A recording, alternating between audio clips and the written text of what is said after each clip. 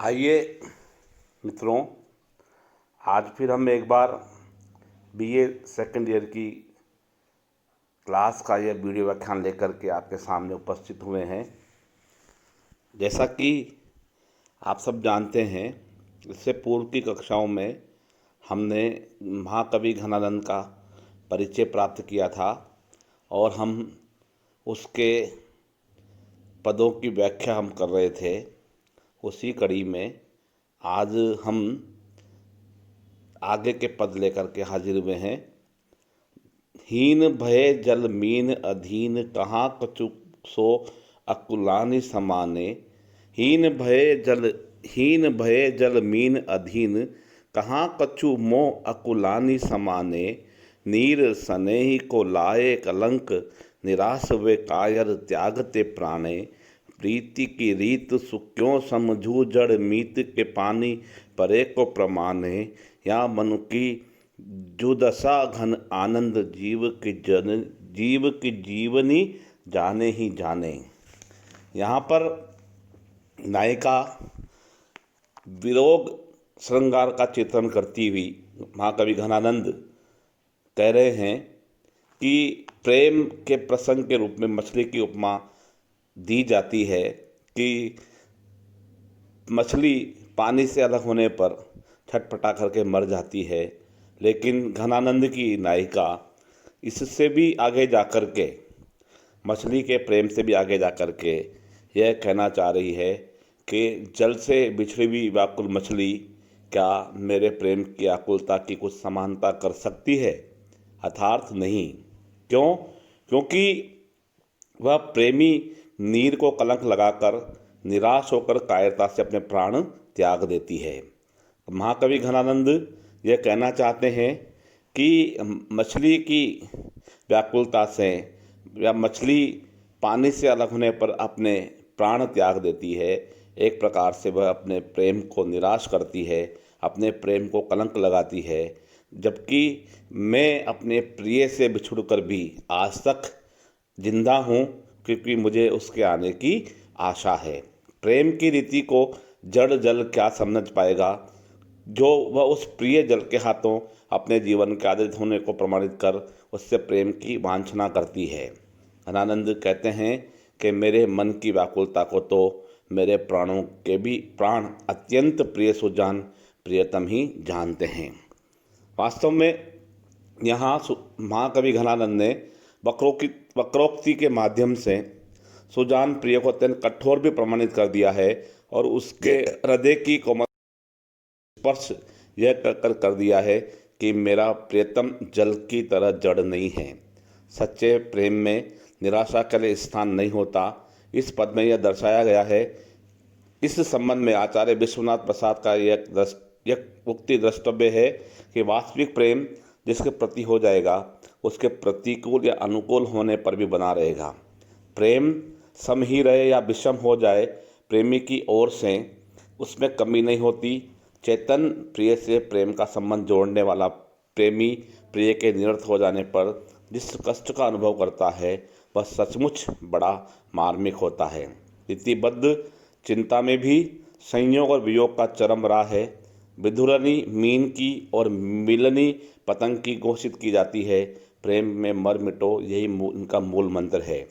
विरह सहने का साहस उनकी शारीरिक सुकुमारता नहीं बटोर सकती, मन का बल उनके पास नहीं होता है। पर रीति मुक्त कवि प्रेम में मर जाने को चेतनता नहीं, जड़ता मानते हैं। चेतना तो साहसपूर्वक जीना है। प्राणों को जिलाने वाला प्रिय मन की दशा को अनुभव करने वाला भी है। मीन का प्रेमी उसके प्रेम का अनुभव करने वाला नहीं है। मछली तुरंत प्राण त्याग देती है, पर प्रेमी साहसपूर्वक वेदना सहता है। इसलिए इन दोनों में समानता कैसी?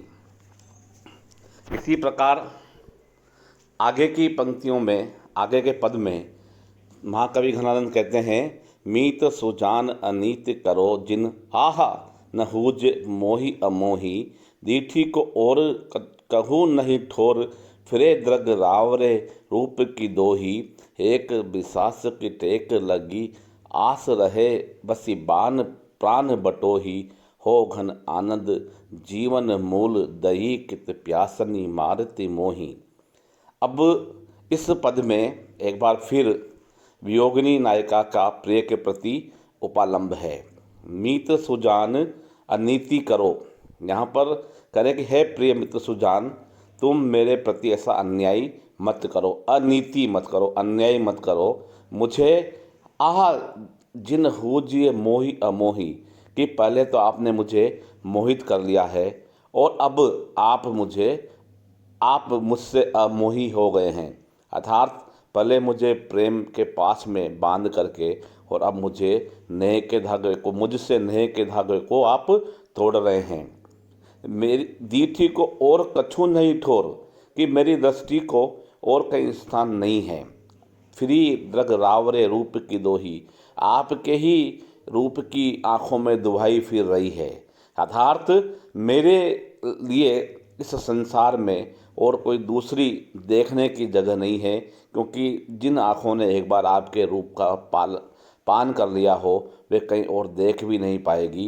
अर्थात यहाँ वक्रोक्ति के माध्यम से नायिका कहना चाह रही है कि एक बार जिन आँखों ने आपको देख लिया हो वह कहीं और दूसरी जगह देख भी नहीं पाएगी। एक विश्वास की टेक लगेगी, अर्थात नायिका कर रही है कि एक विश्वास की आशा लगाए मेरे प्राण पथिक आन रहे बस प्राण बटोही अर्थात प्राण पथिक, अब तक एक ही विश्वास की आशा लगाए मेरे प्राण पथिक अब तक बसे हुए हैं।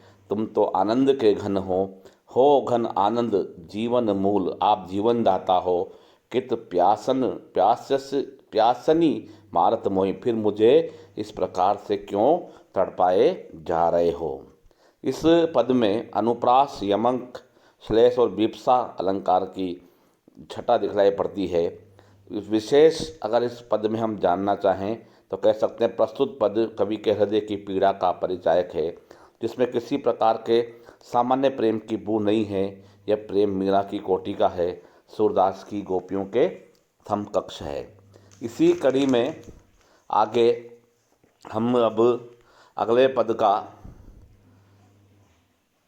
वाचन करें। इसके पूर्व मैं आपको बताता चलूँ, एक बार फिर से दोहरा दूँ कि घनानंद रीतिकालीन परंपरा के रीतिकाल के हिंदी साहित्य का जो तीसरा काल है रीति काल, उसके रीति मुक्त धारा के प्रमुख कवि हैं। और रीति मुक्त धारा में जिसको कि प्रेम की धारा भी कहा जाता है, रीतिकाल की धारा को, वहाँ से ये पद रीति घनानंद उसके प्रमुख कवि हैं। और इस प्रमुख कवि को जो हम आज एक बार फिर से दोबारा पढ़ रहे हैं। आगे के पद अब मैं आपको वापस पढ़ा रहा हूँ, देखिए आप। प्रीतम सुजान मेरे हित के निधान कहो, कैसे रही प्राण जो अनख अरसाई हो। तुम तो उदार दीनहीन आनी पर्यो द्वार, सुनिए पुकार यहीं कोलो तरसाई हो। चातकी है रावरो अनोखो मोह आवरो, चातकी है रावरो अनोखो मोह आवरो। सुजान रूप बावरो बदन धर साई हो, विरह नसाए दया हिये में बसाए आए। आनंद हाय कब आनंद को घन बरसाई हो। प्रस्तुत कवित्व में प्रेमी तथा प्रिय सुजान के प्रेम में चातक तथा मेघ की प्रेमाशक्ति की छाया है। चातक की भांति प्रेमी कृपा का आकांक्षी है और उसी प्रेम की आकांक्षा के वशीभूत होकर के कह रहा है, प्रीतम सुजान मेरे हित के निधान। अर्थात है सुजान प्रियतम मेरे प्रेम के आधार, यदि तुम इस प्रकार रूठ कर मुझसे विरक्त होगे तो तुम ही बताओ मेरे प्राण कैसे बचेंगे। तुम तो अत्यंत उदार हो, मैं दीनहीन तुम्हारे द्वार पर आ पड़ा हूँ, मेरी पुकार सुनो। आखिर कब तक इस तरह तरसाते रहोगे। मैं प्रेम विह्वल हुआ आपका अनोखा चातक जो तुम्हारे रूप पर पागल हो रहा हूँ। मुझे कब आकर अपना सलोना मुखड़ा दिखलाओगे। मेरे विरह को मिटाकर अपने हृदय में दया लेकर कब आनंद के बादलों की झड़ी लगाओगे। हाय कब आनंद को घन बरसाए वो।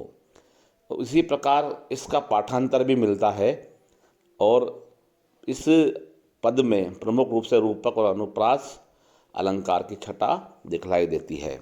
इसी के साथ आज